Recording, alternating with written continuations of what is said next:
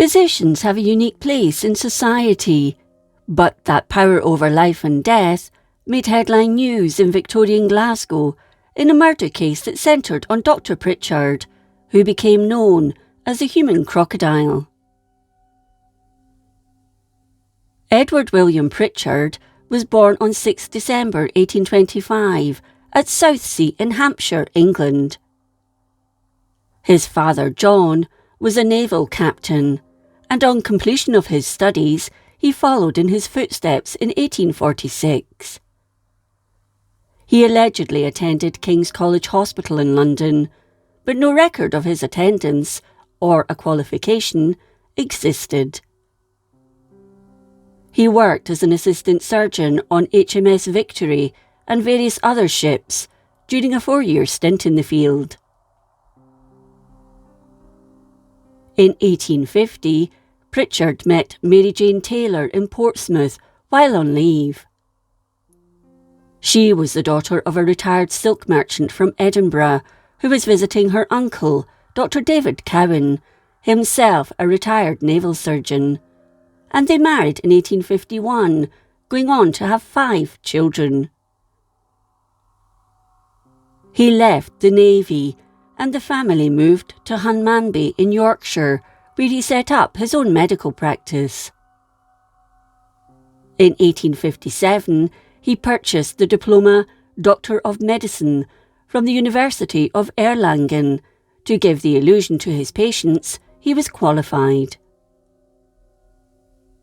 By 1859, and following time abroad working as a gentleman's medical attendant, he'd run up huge debts, and there were rumours that he'd behaved inappropriately towards his female patients, so they left for Glasgow, a city where, despite trying his best, he was never accepted into the elite medical societies. The couple stayed in Edinburgh initially with Mary's parents, while they waited for their home in Glasgow to be readied, and settled in at 11 Berkeley Terrace in the city shortly afterwards. Here they employed a servant, Elizabeth McGrain, to help with daily chores. On 5th May 1863, fire swept through their home, killing the 25-year-old servant. It was believed the fire had started in her attic bedroom, but she made no attempt to extinguish the fire or escape the flames, so it was thought she may have been drugged or was already dead when her body was found. The Procurator Fiscal looked into the case, but found no concrete evidence of foul play. Following the fire and the collection of the insurance money, the Pritchards moved, first to 22 Royal Terrace, then to 131 Sauchiehall Street. In October 1864, Mary became ill, so her parents invited her to stay with them in Edinburgh, so Jane, her mother, could look after her. She recovered and decided to return to Glasgow in time for Christmas, but became ill once more, so her mother moved in to care for her on 10th February 1865. Shortly afterwards, 70-year-old Mrs. Taylor also began to feel unwell and died on the 25th. Dr. James Patterson, a GP of 30 years, was called in by Michael Taylor to issue the death certificate for his wife, but he declined, so Pritchard issued it. He stated the primary cause of death was paralysis and apoplexy. Yet Mrs. Taylor had been well, as she'd been seen writing a letter to a friend at 9 p.m, but only 4 hours later was dead. By the middle of the following month, Mary, 38, was also dead. In the run-up to her death, she was suffering from headaches, retching and weight loss. Dr. Patterson was called in by Pritchard to attend her, prescribing a sleeping tonic. She died on 18th March. Patterson became suspicious of Mrs. Taylor's death, and these suspicions were enforced by Mary Jane's. He refused to sign either of their death certificates, but he didn't inform the medical authorities or the police, and this caused him to come under some suspicion himself, but he was eventually vindicated. Once more, Pritchard himself signed the death certificate, citing gastric fever as his wife's cause of death. It's interesting to note that in the Scottish records, the corrected entry records her death as being caused by antimony and aconite, and one or other of them, or other poison, feloniously administered in food, drink and medicine by her said husband, from December 1864 to date of death. The original entry remains unchanged. Both Mary and her mother were buried in a plot at the Grange Cemetery in Edinburgh, bought by Mr. Taylor, but before his wife was lowered into the ground, he asked for the lid to be opened while it sat in her father's house. He bent over and kissed her on the lips, visibly upset. It was this action that gave rise to Pritchard being given the nickname the human crocodile. An anonymous letter had been sent to the authorities, urging them to investigate the deaths. Pritchard was arrested on his way back from his wife's funeral on 21st March at Queen Street Railway Station on suspicion of murder. Glasgow's Procurator Fiscal, Gemmell, then went to Edinburgh with a warrant to have the body of Mrs. Taylor exhumed 10 days later, and it was found to contain the same poison, antimony, that had been found by Dr McLagan in his post-mortem of Mary Jane before she was buried. It had been in her liver, urine, spleen, intestines and blood. There was disbelief that this outwardly upstanding doctor could be guilty of such heinous crimes. On Monday, 3rd July 1865, Pritchard stood at the High Court in Edinburgh before presiding judge, the Lord Justice Clerk, John Ingalls, Lord Glencorse, James Crawford, Lord Ardmillan, and Charles Bailey, Lord Jervis Wood. At 8 a.m, he was taken to the court in a police van. Crowds began to gather, and some followed the van as it made its way up the Royal Mile. Special tickets were also issued for the public gallery within the courthouse, and extra space was made to accommodate the large number of reporters. 6-feet-tall Pritchard was dressed in mourning clothes, and as he stood in the dock, he was described as looking sad and thoughtful, cool and collected. A newspaper report later stated, "No one who saw the intelligent, thoughtful and mild-looking individual seated in the dock on the first morning could be prepared for anything like the consummate villainy and diabolic cruelty which each day brought to light the whole murderous plot." Over 30 witnesses were called by the prosecution, with most of the testimony coming from servants who worked in the Pritchard home. A correlation between his handling of his wife's food and her bouts of illness became self-evident.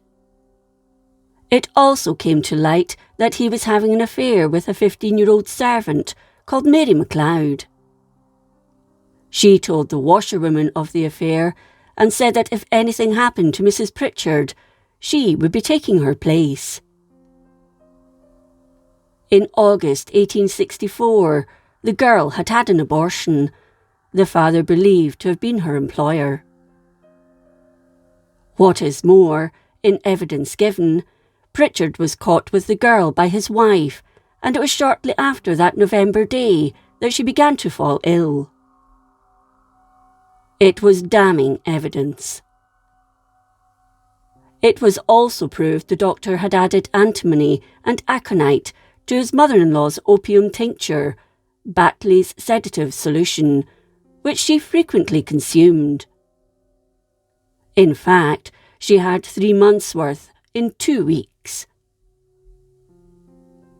Pharmacologists were interviewed, and they told the court that it would be easy for a doctor to acquire both antimony and aconite without raising any suspicion.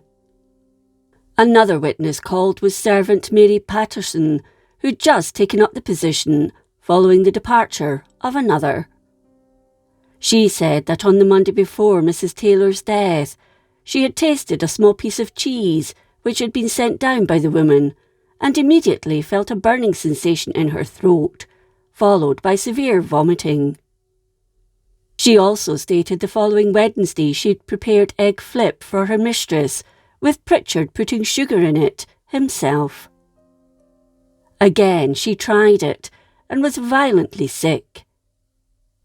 She still took it to Mary, who'd taken a sip, but refused to have any more. Throughout the trial, Pritchard maintained his innocence. The unanimous verdict of the jury, reached in an hour, was that Pritchard was guilty of the 2 murders, the evidence overwhelming and irrefutable. He was sentenced to death and taken to Glasgow North Prison. It was while he was incarcerated, his eldest daughter begged him to confess if he had indeed killed her mother and grandmother. That afternoon, he called for the Reverend R.S. Oldham. Present at the time was the governor, Mr. Sterling, and the attendant warders. He whispered to the minister that he had indeed killed the women, who told him to tell everyone present. He wrote down the confession, witnessed by Oldham and Sterling. Mrs. Taylor had found out about his affair with MacLeod. He also stated the sentence was just, concluding, "I am guilty of the deaths of my mother-in-law and wife. I can assign no motive beyond terrible madness. I alone, not Mary MacLeod, who he tried to blame at one point, poisoned my wife." On Friday, 28th July, he woke around 5 a.m. At around 6 a.m, after he had dressed in the suit he'd been wearing when arrested, the Reverend Oldham and Dr. Norman MacLeod visited him, and all 3 prayed. He was taken to the gallows built in front of the South Prison at the Salt Market, on the edge of Glasgow Green, at 8 a.m. He walked up to the scaffold with his head erect, walking unassisted, with unfaltered step. Wearing a dark suit, a prayer was said for the condemned man, the rope placed round his neck, and he was hanged 10 minutes after he'd arrived.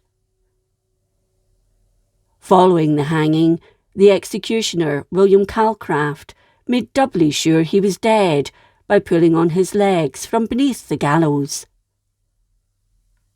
Women in the crowd screamed, while the men jeered as the body swung slowly in front of them. He was the last man publicly hanged in Glasgow. Following his execution, his defence team from the law firm Maclay, Murray and Spence tried to recoup their debt from his estate, but there was nothing left of it. One thing they did acquire was his wooden consulting chair, which exists to this day. In 1910, when the High Court was being built, workmen discovered a grave in the old murderer's graveyard at the prison, with the initials EWP, Edward William Pritchard. The boots Pritchard wore when he was hanged were found under the small stone slab, still in pristine condition. So why did Pritchard kill these women? It's generally accepted there are 6 main reasons for murder: gain, revenge, jealousy, elimination, power and conviction. It would seem the Doctor may have fitted into a few of these, but possibly he did it just for fun. He may have felt some sort of gratification or pleasure from watching them die over a period of time. As the years have passed, the human crocodile case still intrigues today.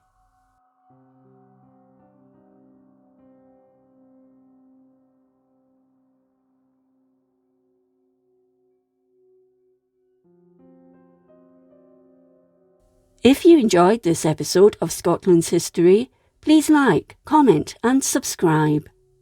Until next time, thank you for watching.